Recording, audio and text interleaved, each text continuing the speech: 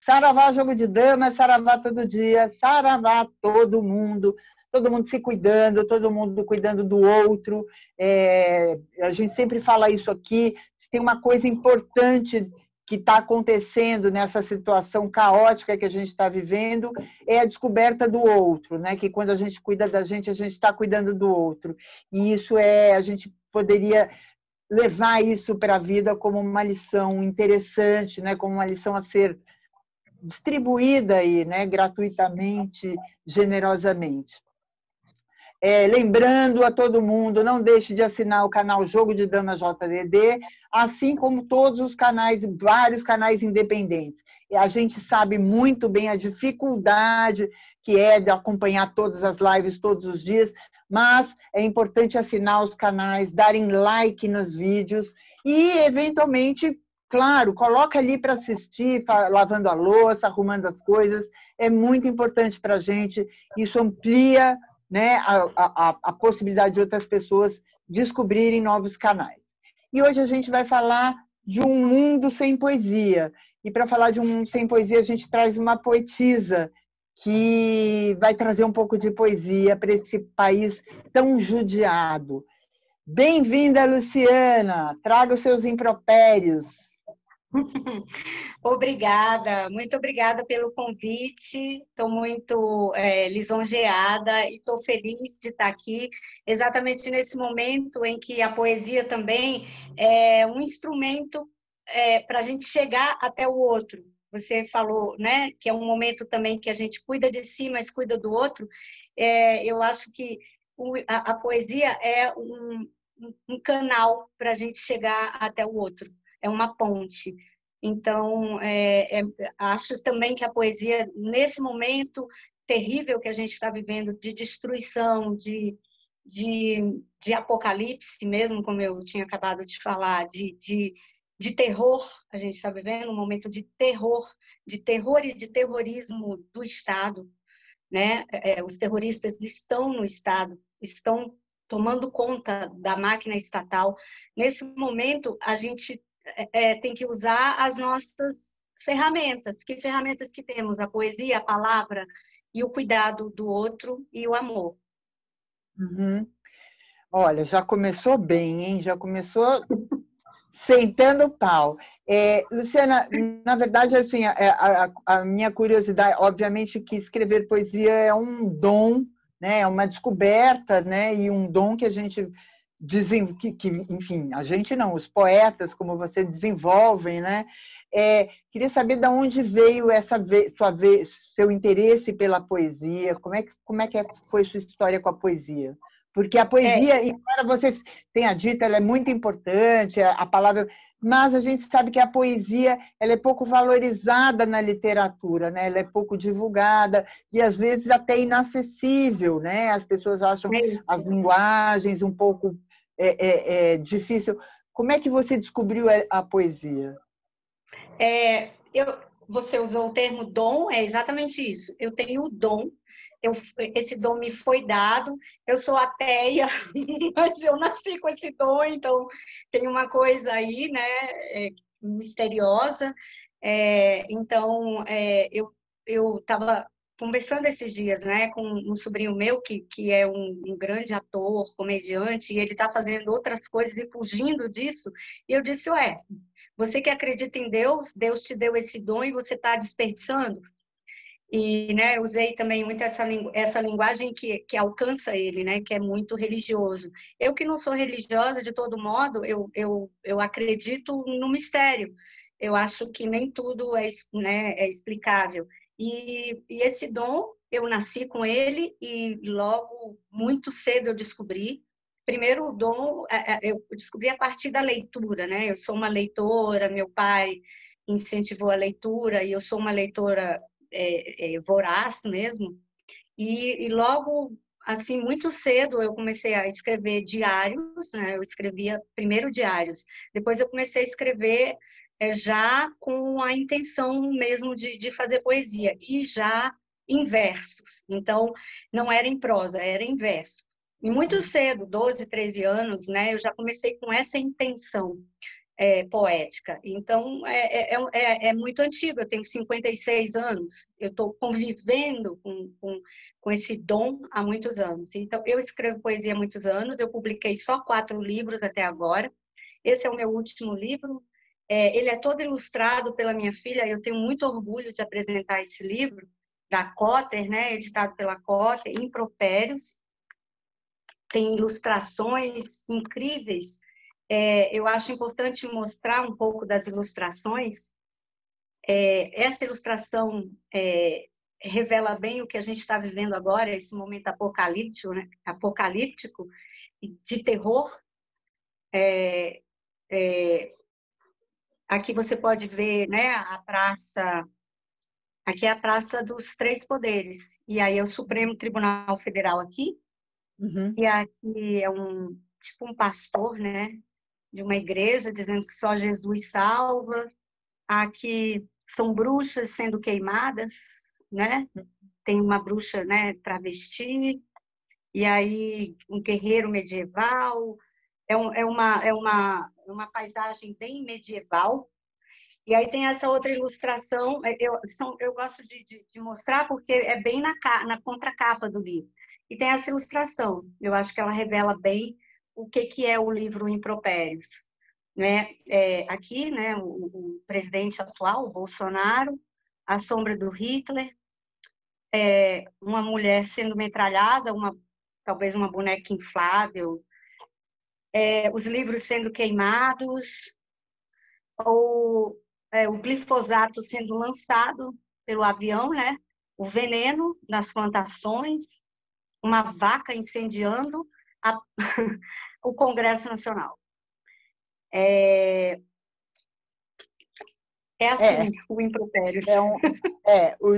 Na verdade, assim, o que chama a atenção é que você usou, né, de uma tragédia real, né, que é o que a gente está vivendo, para fazer poesia, para criar beleza, né? Embora as imagens sejam muito chocantes e retratem uma realidade chocante, você lida com beleza. Poesia é sempre beleza, por pior, né? Pior do que ela esteja descrevendo um cenário, ela está falando de beleza. Só fazer uma observação aqui, a Luciana Martins, ela está em Brasília, então ela vai beber muita água, porque está muito seco lá. Ô, Luciana, então, seguindo a conversa, como é possível fazer poesia e criar belezas diante desse cenário caótico que a gente está vivendo, né? A gente está vivendo coisas muito graves, coisas muito tristes, muito abandono, muito desprezo pela realidade, né? As pessoas apartadas da realidade, né? Vivendo, enfim, como é que é possível fazer poesia e criar beleza? Porque a poesia, por mais né, sanguinária que ela seja, existem poesias muito, muito, muito fortes, inclusive, elas trazem uma visão da beleza, de esperança.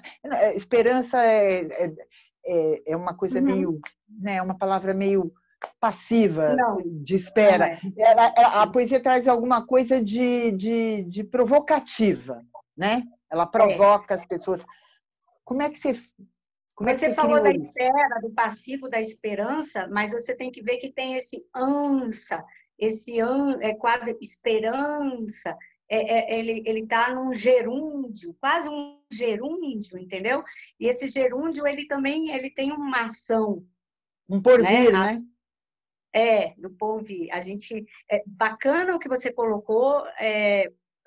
Eu tenho lá em casa um imã de geladeira que tem assim: a beleza é sempre subversiva, do Gainsbourg, do Serge Gainsbourg, aquele cantor maravilhoso, né, compositor francês.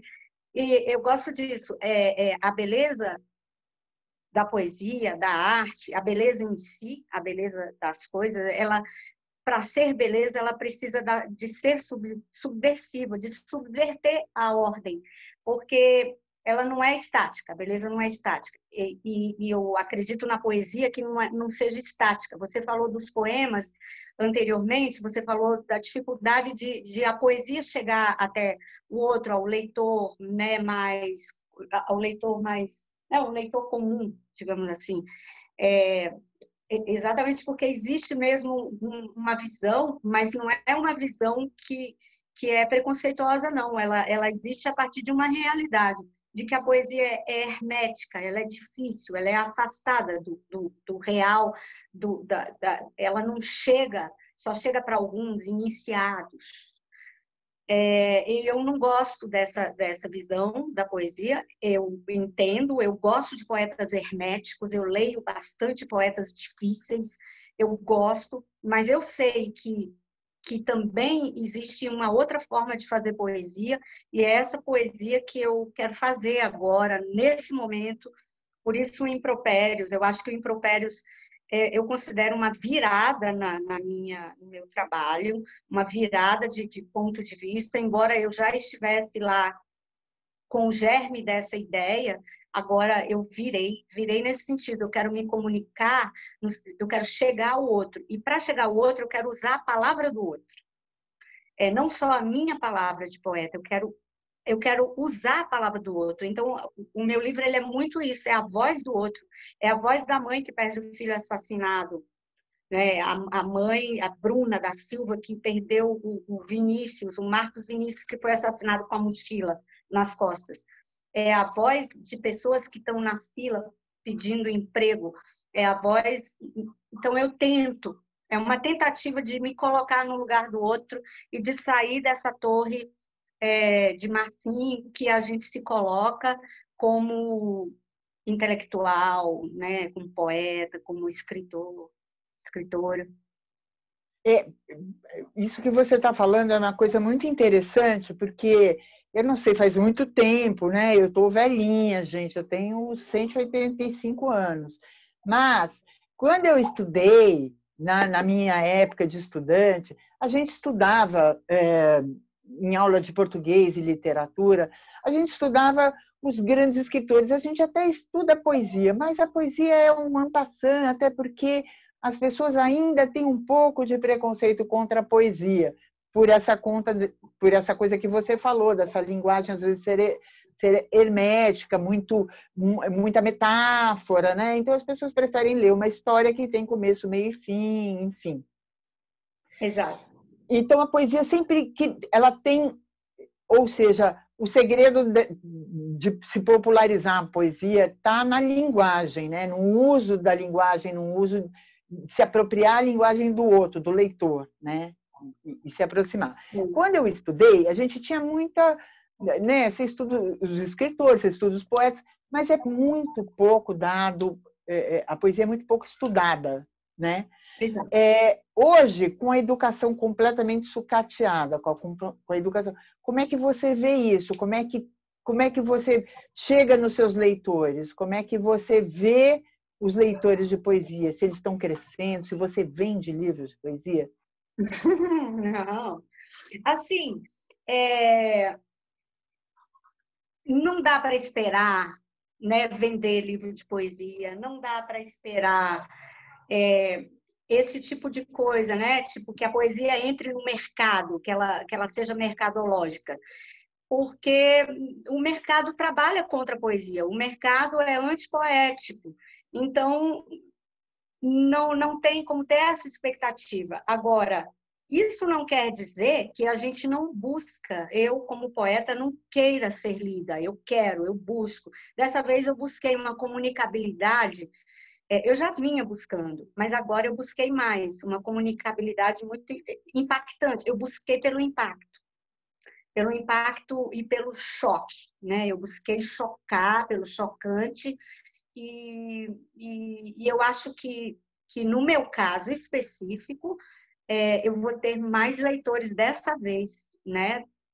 De poesia, eu já vi, né? Eu não tive oportunidade ainda de lançar o livro em vários lugares por causa da pandemia. Então, eu cheguei a fazer um lançamento desse livro em Curitiba, no começo de janeiro, Eu fiz em Cuba, eu fui para Cuba, né, fazer um curso de cinema, eu meio que lancei lá, entre os amigos da escola de cinema lá, da Escola Internacional de Cinema, eu fiz um lançamentozinho lá, eu distribuí em livrarias lá em Cuba, e aqui em Curitiba e no Maranhão. Aí, quando eu voltei, tivemos que nos trancar dentro de casa. E mesmo assim, eu acho que Impropério está tendo uma abertura, as pessoas estão querendo, me procuram para saber como é que compra. Ah, eu já quero dar para 3 amigos, aí me dá o link do site da Potter ou da Amazon. Eu acho que esse livro aqui ele vai ter leitores, mas de uma maneira geral, né, como você colocou, a poesia é desvalorizada mesmo, porque a gente vive num mundo prosaico demais. Um mundo que no ensino, na educação também é tudo muito ramerrão, é muito sabe, o arroz com feijão e a poesia é o bolo confeitado, tem tudo isso. Então, assim, num mundo que não tem educação, que não tem, sabe, a alfabetização, que o mundo, né, um país, vamos falar do nosso país, um país racista, que exclui, mais do que inclui. Então, assim, as pessoas não têm o que comer, né? É um país escravagista. Então, é muito difícil a gente chegar, né, a achar que a poesia pode chegar. Mas eu acredito, nesse sentido, a esperança, né? De esperar de ter esperança no sentido de querer construir para que essa espera seja uma espera frutífera, né? Sabe, você estava falando agora e me ocorreu, inclusive é um sonho meu aqui, entrevistar essa juventude da periferia que está fazendo poesia, né? Os hip hops, enfim, tem coisas incríveis, tem coisas maravilhosas. Assim, na verdade, eu já tentei até falar com a Estrela Dalva, que é uma menina incrível aqui da periferia de São Paulo, enfim, que faz uma poesia do dia a dia da periferia, que é muito sensível, é de uma beleza, e isso, né, fundido com música, enfim, e falando, jogando na cara uma realidade muito dura, né, uma realidade produzida e muito dura. Então, eu devo até desculpas, porque eu falei que a poesia Não, tem muita gente fazendo poesia, tem muita gente consumindo poesia, principalmente, e graças a Deus, na periferia, que são as pessoas que mais sofrem, né, né, mas são alijadas do acesso, mas são alijadas da cultura, elas têm ido atrás e elas têm produzido, assim, a produção é riquíssima e maravilhosa. Queria saber se você já ouviu, se você acompanha esse tipo de poesia que está sendo feita e produzida por muitos jovens, eles são muito jovens, coisa de 18, 20 anos, 25 anos, são muito jovens. Então, ótimo você ter colocado isso, porque aí a gente sai dessa esfera de que não há, do que não há, sabe, do que deixa de existir, e vai para a esfera do que existe. O que existe é muita poesia mesmo. E aí você vê os rappers, as rappers, né? E rapper, rhythm and poetry, é ritmo e poesia. E aí eu fico chocada, eu já vi algumas batalhas de rap, ontem eu estava dando uma aula para um rapaz, né, que é filho de uma amiga que vai fazer vestibular, eu estava estudando com ele um poema do Gregório de Matos, que é um poema, neste mundo é mais rico que mais rapa, é um poema bem, bem famoso do Gregório de Matos, e no final ele diz: e mais não digo porque a musa topa em apa, epa, ipa, opa, upa. Aí eu fui explicar para o menino que aquilo lá era tipo uma batalha de rap que eles faziam, né? Então tinha que rimar em apa, epa, epa, e ele faz o poema todo rimado em apa, epa, porque era uma batalha, né? De poemas. E aí, trazendo para a atualidade, existem repentistas da poesia que me deixam estupefata. Eu fico besta, e tudo gente jovem, de 18, 20. Eu fui na Flip o ano passado, e aí tinha umas garotas do Rio de Janeiro que me deixaram, sabe, feliz de ver como é lindo, como é maravilhoso, sabe como, ver o rap ali acontecendo, a poesia, digamos assim, instantânea, um instantâneo de poesia. Isso foi bom você ter colocado. A gente tem que olhar por esse lado mais otimista, apesar dessa desgraceira toda em que a gente está colocada, a gente foi colocada, a gente caiu dentro disso de uma forma, numa armadilha horrorosa, né? O país caiu nessa armadilha e ainda não sei até que ponto isso é, é algo para a gente purgar, alguma coisa do país que precisa ser purgada. Eu não entendo direito, eu não entendo direito como é que isso aconteceu, mas assim, a gente fica chocado, mas eu digo que não entendo, mas entendo um pouco, né, pelo lado racional. Então, a nossa saída é fazer literatura, é fazer poesia, é fazer rap, e é olhar para a periferia. Isso que você falou, é olhar para a periferia, dar as mãos intelectuais, né, da academia, darem as mãos aos poetas e às poetas da periferia. Tem uma coisa em relação o porquê de tudo isso, né, que a gente diz que não sabe, mas no fundo a gente sabe. Eu não sou muito poliana de querer ver o lado bom das coisas, mas é interessante perceber que até tudo isso começar a desmoronar, né, e eu vejo isso na fala de muita gente, não sei se você concorda com isso, Luciana, muita gente fala que não sabia que essa gente existia. Gente, eu não sabia que...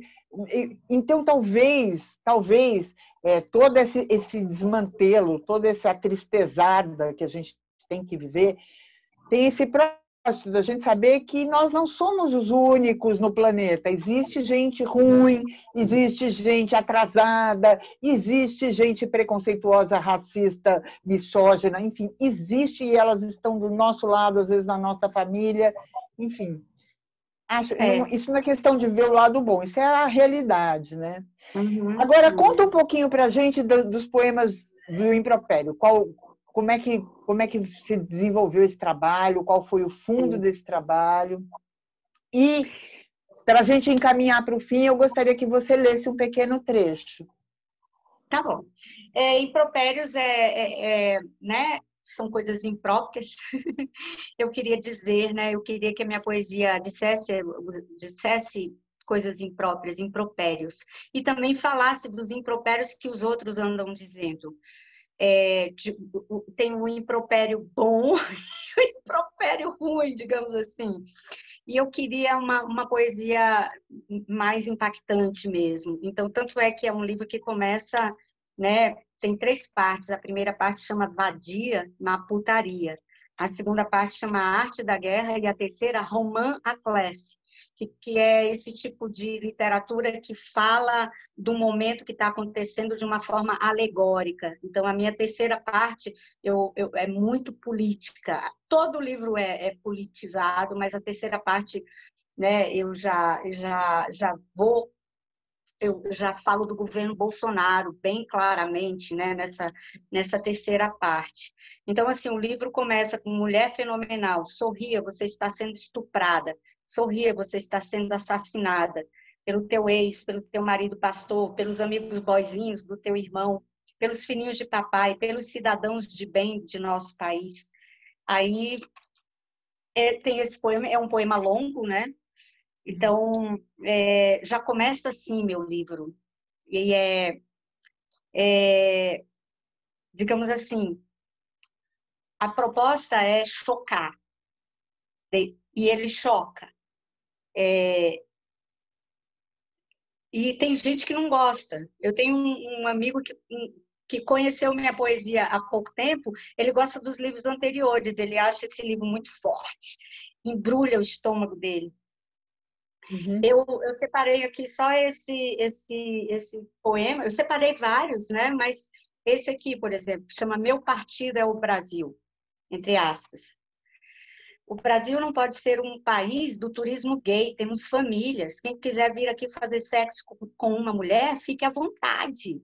Nas manifestações a favor do Bozo, as pessoas oram pelo Messias, depois cantam o hino nacional enroladas na bandeira do Brasil. De salto alto, madeixas com gigantescos topetes e babyliss, as tetéias, cheias de teias, vestidas com camisas verde-amarelas da Seleção Brasileira de Futebol, também cultuam o boneco inflável gigante do ministro da Injustiça e da Insegurança Pública, Sérgio Fernandinho Beiramar. Ops!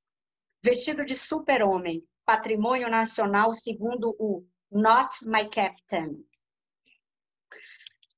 Na noite de 12/7, cidadãos de bens de Paraty, muitas mulheres e crianças instrumentalizadas de roupas e bandeiras verde-amarelas ao som do hino nacional em versão funk, sob o beneplácito da PM local, soltaram fogos e rojões contra o barco em que Alceu Castilho, Gregório do Vivier, Sérgio Amadeu, Sabrina Fernandes e Glenn Greenwald estavam na Flip. Pode botar aí que eu vou matar aquele americano. Eu, cidadão paratiense, vou meter uma bala nesse cara. Eu sei que você está gravando. É mais ou menos assim. É dureza, hein? É quase que uma poesia reportagem, né? Você fez uma reportagem, você reportou uma situação real que aconteceu, aliás, várias, né? Do boneco inflável, de Paraty. É poesia reportagem, né? Jornalismo quase, né? É um pouco isso. É verdade. Agora, me diga uma coisa, como é que foi escrever tudo isso, né? A gente sabe da sensibilidade dos poetas, né? Enfim, de traduzir as coisas em poesia. Como é que foi para você escrever isso? Isso foi uma purgação ou foi como é que se diz? Uma imolação? As duas coisas e mais um pouquinho. Eu fui imolada e também, né, imolada, né, sacrificada. Eu sacrifiquei, eu me queimei, eu me incendiei várias vezes, como essas mulheres que estão sendo incendiadas aqui, e foram incendiadas, assassinadas, né, estupradas, e são mulheres de quem eu falo aqui. Eu boto o nome delas, né, nesse primeiro poema. E também eu fui... qual foi a primeira? Imolada e... Imolada agora sumiu. Sacrificar, enfim, imolada e purgada, purgando os males. Desculpa, lembrei. Exato, não precisa pedir desculpa, não. Teve também toda uma purgação, tanto é que quando eu terminei esse livro, eu disse agora, eu estou fazendo vários outros livros, eu estou escrevendo vários outros livros, eu escrevo muito, e eu decidi que eu ia me focar no meu livro de gatos, sobre gatos. Então, eu sou uma pessoa que gosta muito de gatos, tenho gatos, minha filha também, e eu tenho muitos amigos que têm, e aí eu estou escrevendo poemas sobre gatos há muito tempo, e aí tem vários poetas em que eu me inspiro, que é o Charles Bukowski, que é um poeta meio marginal também, que eu adoro, e que me influencia bastante, né, o Bukowski. Tem um livro sobre gatos, né, dele, sobre gatos, On Cats. Tem o T.S. Eliot, tem vários poetas que escreveram sobre gatos e eu quero ser mais uma. Então, eu decidi que eu ia largar a política, a realidade, e ia falar de gatos. Embora o livro seja bem trágico também. Então, eu precisei parar, sabe, sair um pouco da poesia reportagem, como você mesmo colocou. Você foi muito feliz nisso. Eu saí da poesia reportagem e agora eu estou nessa poesia, nessa outra atmosfera, que é a atmosfera dos gatos. Porque eu até anotei aqui para te falar que tem o Júlio Cortázar tem um livro maravilhoso para mim, é o meu preferido, que se chama A Orientação dos Gatos. Júlio Cortázar, sim. o Cortázar também gostava muito de gatos. Tem vários poetas. A própria Clarice Lispector, né? Aliás, ela tem um conto sobre gato e ela tinha gatos, né? Tem foto dela com vários gatos. Enfim, eu também adoro gatos. Tem um gato que está aqui do meu ladinho. Luciana, a gente vai estar encaminhando para o fim, e normalmente o final desse programa, a palavra é sempre do convidado. Antes de mais nada, eu queria te agradecer imensamente tua generosidade. Para quem não sabe, a Luciana Martins morre de timidez. Então, por isso que eu virei uma que está garelando sem parar, para deixar ela bem à vontade. Então, eu queria te agradecer, você quebrar esse gelo da sua timidez, vir aqui conversar com a gente. Você é muito simpática, a gente gostou muito do teu trabalho. Queria convidar todo mundo para assinar o Jogo de Damas JDD mais uma vez, e lembrando que o livro Impropérios, da querida Luciana Martins, ele é mais um livro da editora Cotter, que tem sido parceiraça do Jogo de Damas JDD. Luciana Cotter tem cedido alguns livros que a gente está fazendo sorteio aqui para a gente doar os livros, embora a vontade seja de ficar para mim. A gente está doando os livros de sorteio para as pessoas que acompanham o nosso trabalho. E eu queria agradecer mais uma vez publicamente a Cotter, de coração, a generosidade e a grandeza. A Cotter nos trouxe você ao programa, então, mais uma vez, essa parceria maravilhosa, é uma honra para nós, porque, enfim, ter parceria com uma editora como a Cotter não é para qualquer um. E as últimas palavras são suas, querida. Saravá, e obrigada por ter vindo. Saravá. Eu vou ler um poema, então, chama Holocausto, sobre aquela menina que chama Agatha Félix, que foi assassinada também, uma criança de 8 anos, negra, né? Holocausto. Agatha era santinha virtuosa, menina maravilha, vitória feliz. Até que um ímpio tiro de fuzil, projétil do projeto de extermínio de um tempo bolsomínio, sua vida ceifou. Derrota desinfeliz. É triste, né? Infelizmente. Mas é a realidade. E é a gente falando dessa realidade que a gente vai exorcizar ela. Muito obrigada, querida. Obrigada. Foi um grande prazer te conhecer e ter você aqui no Jogo de Damas. Volta quando quiser, as portas estão abertas. Obrigada por terem acompanhado o nosso programa. Voltem sempre, não esqueçam de se cuidar, de dar o like, entrar no canal. A Cotter também tem um canal, que é muito legal, tem programa todo dia, entrevista todo dia, TV Cotter, é muito legal. E divulgar os canais independentes, que estão fazendo um trabalho seríssimo, de grande esforço, sem nenhuma remuneração, na base do vamos lá, que a gente precisa discutir, pelo menos, essa realidade tosca que a gente está vivendo. Saravá! Meu cantar